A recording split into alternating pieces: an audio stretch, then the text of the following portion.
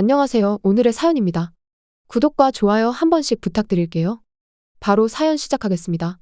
제 이름은 유미경이고 2살 연상의 남편과 중학생인 딸이 있어요. 남편은 차로, 저는 버스와 지하철을 이용해 출퇴근하고 있어요. 오랫동안 같은 버스를 타다 보니 아는 사람도 있고 버스를 기다리는 시간에는 가벼운 잡담을 나누기도 해요. 아침부터 기분 좋게 만나는 사람과 인사를 주고받으면 만원 버스나 지하철을 타기 전에 기분 전환이 되기도 하죠. 남편은 자가용으로 출퇴근하지만 사실 저처럼 버스와 지하철로 출퇴근할 수도 있어요. 근데 그렇게 하지 않는 건 시어머니 때문이에요. 시댁은 우리 집에서 차로 15분 정도에 가까운 거리에 있어요. 시어머니는 외아들인 남편을 지금도 애지중지하세요. 남편 자신도 마마보이고요. 저와의 결혼도 시어머니의 입김이 작용해 갈등을 겪었었죠. 제 외모가 못생겼다느니 결혼하고 나면 일 그만두고 집에서 살림만 하라느니 등등 결혼 전부터 시집살이 같은 일이 시작된 거예요. 그런데도 결혼을 할 수 있었던 이유는 제 수입이 좋았기 때문이에요. 사실 저와 남편의 수입은 제가 훨씬 더 많았어요. 남편은 그 사실을 시어머니 귀에 몰래 흘려보냈고 또 우리 집이 제법 부유한 집이란 것도 귀에 흘려보냈어요. 남편 다음으로 돈을 좋아하는 시어머니는 이 말을 듣고 마지못해 결혼을 허락했다고 하네요. 남편이 아무리 엄마를 좋아하고 시어머니가 아무리 남편을 사랑한다고 해도 결혼하고 아이가 태어나면 둘 다 변할 거라고 생각했어요. 하지만 두 사람의 태도는 변하지 않았어요. 결혼 후에도 남편은 명절이면 어김없이 시댁에 가서 시어머니한테 어리광을 부리는 거예요. 처음엔 함께 시댁에 갔던 저도 남편과 시어머니 둘만의 분위기를 견디지 못해 곧 함께 가지 않게 되었어요. 그러던 중 제 임신 사실을 알게 되었어요. 그래도 남편의 시댁행은 변함이 없었고 입덧으로 몸이 좋지 않은 저를 두고 혼자 시어머니에게 애교를 부리러 갔어요. 시어머니는 여자가 아닌 줄 알았어요. 같은 여성으로서 임신으로 힘들어하는 걸 알 텐데도 불구하고 저를 신경 쓰지 않고 남편과 즐겁게 지내는 거 아니겠어요. 아이가 태어나도 두 사람의 태도는 변하지 않을 거라고 생각했어요. 저 스스로 마음 단단히 먹어야겠다고 생각했고 힘든 시기를 지나 딸이 태어났어요. 시어머니와 남편은 정말 실망한 표정으로 태어나기 전까지는 믿지 않았는데 역시 딸이구나. 며느라, 다음에는 꼭 아들을 낳도록 해. 그렇게 말하고 바로 병원을 떠났어요. 그 후 일을 마친 시아버지가 뒤늦게 찾아왔어요. 시아버지만 저보고 출산 축하한다며 절 닮은 이쁜 딸이라고 유일하게 출산을 진심으로 기뻐해 주셨어요. 문득 저는 눈물을 흘리고 있었어요. 시아버지도 눈치채셨어요. 갑자기 눈물이 왜 나지? 최대한 밝게 말하려고 했는데 한 번 터진 눈물은 멈추지 않았어요. 시아버지가 건네준 손수건으로 눈물을 닦는데 시아버지가 무슨 일이 있어도 저와 손녀 편이라며 언제든 고민 상담해주겠다고 하셔서 또다시 눈물이 쏟아졌어요. 결국 남편과 시어머니는 딸이 태어난 후에도 태도를 바꾸지 않았고 저는 혼자서 육아를 하며 일과 집안일로 바쁜 나날을 보냈어요. 남편에게 수입으로 밀릴 수 없었기 때문에 저는 열심히 노력했어요. 딸이 초등학교에 입학할 무렵부터 딸은 남편과 시어머니의 관계가 이상하다는 걸 알아차렸어요. 그래서 그 두 사람을 그리워하는 일은 전혀 없었어요. 대신 저를 잘 도와주고 잘 챙겨주는 딸아이로 변해가고 있었어요. 게다가 시아버지는 딸이 태어났을 때 말했던 것처럼 우리 편이 돼주셨어요. 다소 삐걱거리는 가족관계였지만 나름대로 잘 견디며 하루하루를 보내고 있었는데 어느 날 갑자기 이 관계가 깨지게 된 거예요. 그 시작은 친정엄마가 죽으면서 시작되었어요. 아버지는 몇 년 전에 병으로 돌아가셨고 어머니는 최근 1년 정도 몸이 좋지 않아 입원과 퇴원을 반복하는 중이셨어요. 중학생이 된 딸과 함께 여러 번 어머니를 병문안하고 간병하러 다녔는데 그 보람도 없이 어머니는 끝내 회복하지 못하고 돌아가셨어요.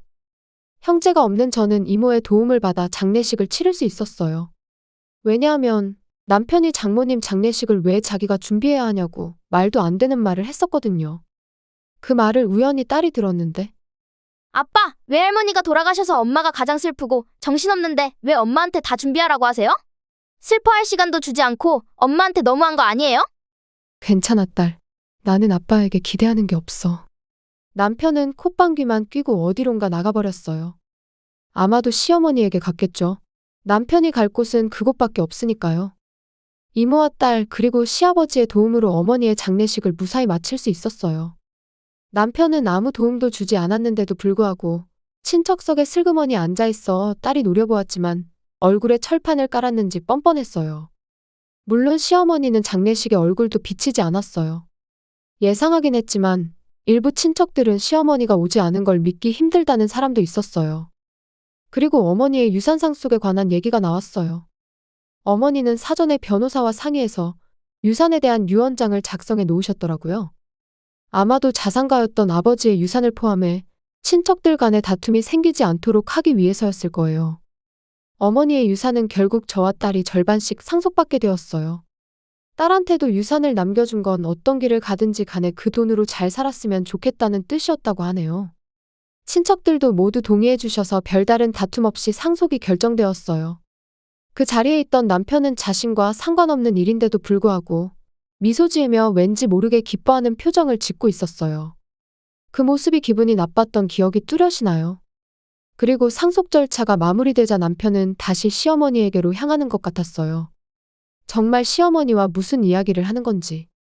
시간이 흘러 안정을 되찾을 즈음에 남편의 태도가 조금씩 달라지기 시작했어요.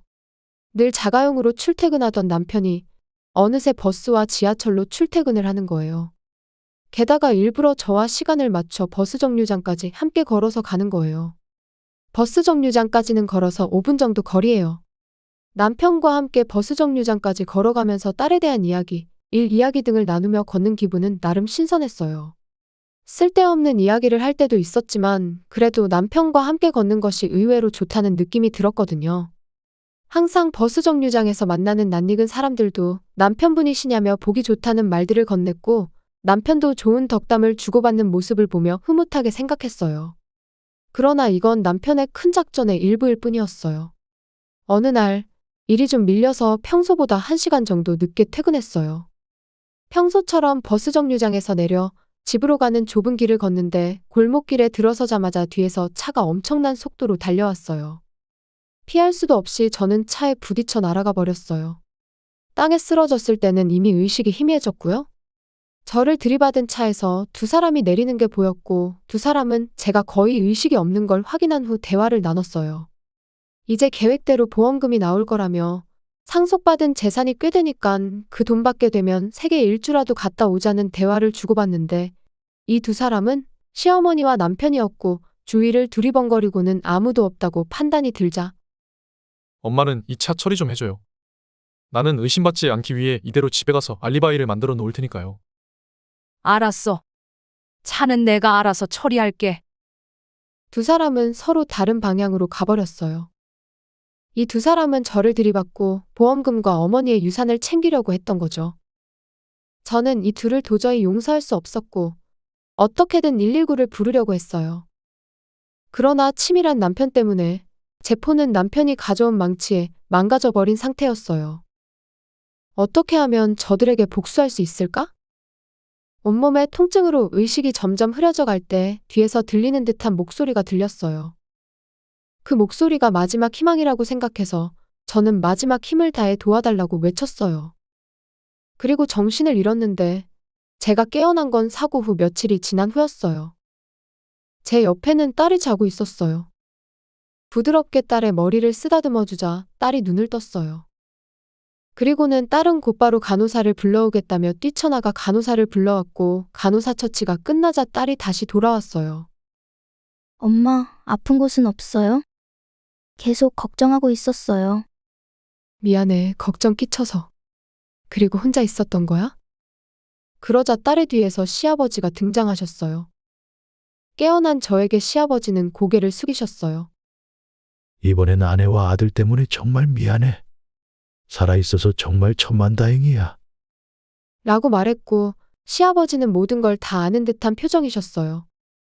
아버님, 저를 친 범인을 알고 계시는 거죠? 시아버지는 고개를 끄덕였지만 말이 나오지 않는 것 같았어요. 대신 딸이 설명하기 시작했어요. 아빠는 경찰에 잡혔고 할머니는 이미 이 세상에 없어요.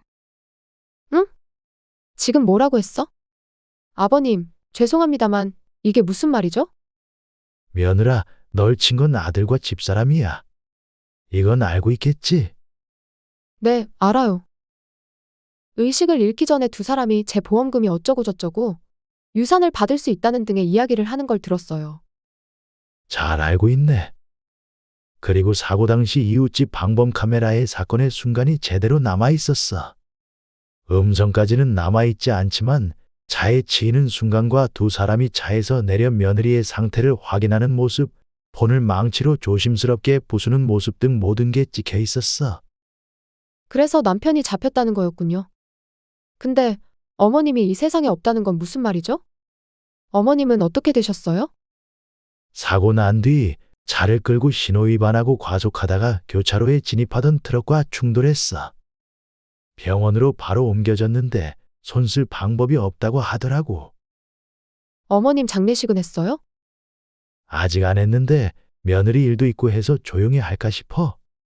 어차피 너희들은 용서할 수 없을 테고 말이야. 딸은 조용히 고개를 끄덕이더니 우리 가족은 엄마와 할아버지뿐이라며 딸은 저를 힘껏 안아줬어요. 저는 몇 군데 골절이 있었지만 후유증은 남지 않을 것 같다고 했어요. 사고에 비해서는 빨리 퇴원할 수 있었던 거죠. 퇴원하자마자 저를 발견하고 119에 전화해준 여성에게 찾아갔어요. 그 여성은 우리의 갑작스러운 방문에 놀라며 많이 안 다쳐서 다행이라고 했는데 아침에 버스 정류장에서 매일 보던 여자더라고요.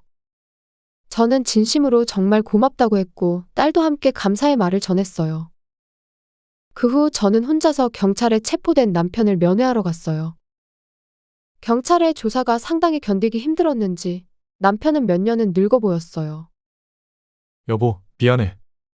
아기는 없었어. 이건 다 엄마가 시킨 일이고 나는 이런 짓 하고 싶지 않았어. 당신과는 1초도 부부라고 생각하기 싫어. 당신은 나를 그저 금수저라고 생각했잖아. 이혼 서류 가져왔으니 얼른 사인이나 해. 오늘 중으로 이혼 신고서 제출할 거니까. 남편은 얼굴이 새파랗게 질리며 자기를 버리는 거냐고 묻는데 이런 짓을 하고도 부부로 같이 살 수 있을 거라고 생각하냐며 정신 똑바로 차리고 살라고 말하고 경찰서를 나왔어요. 그 이후로 남편과는 더 이상 만나지 않았어요. 남편은 결국 살인미수죄가 적용되었어요. 원래는 보험금을 노리고 범행을 저지른 것 같은데 모든 게 너무 엉성했어요. 징역이 확정되자 남편은 법정에서 울음을 터뜨렸다고 해요. 그리고 남편에게 위자료도 청구했어요. 감옥에서 나와도 빚들이 남편을 기다리게 되는 거죠. 시어머니의 장례식은 따로 하지 않고 시아버지가 혼자서 시어머니를 떠나보냈다고 해요. 한편 전 딸과 단둘이 살고 있어요. 골절도 잘 나았고 직장에도 잘 복귀했어요. 그동안 살던 아파트에서 이사하게 되면서 오랫동안 이용하던 버스 정류장은 더 이상 이용하지 않게 되었어요. 제 생명의 은인과는 버스 정류장에서 만나지 않게 되었지만 정기적으로 만남을 가지고 있어요. 정말 평생 갚아도 못 갚을 은혜를 입었으니 계속해서 좋은 관계를 유지하고 싶네요. 시청해 주셔서 감사합니다. 그럼 다음 영상에서 다시 뵙겠습니다.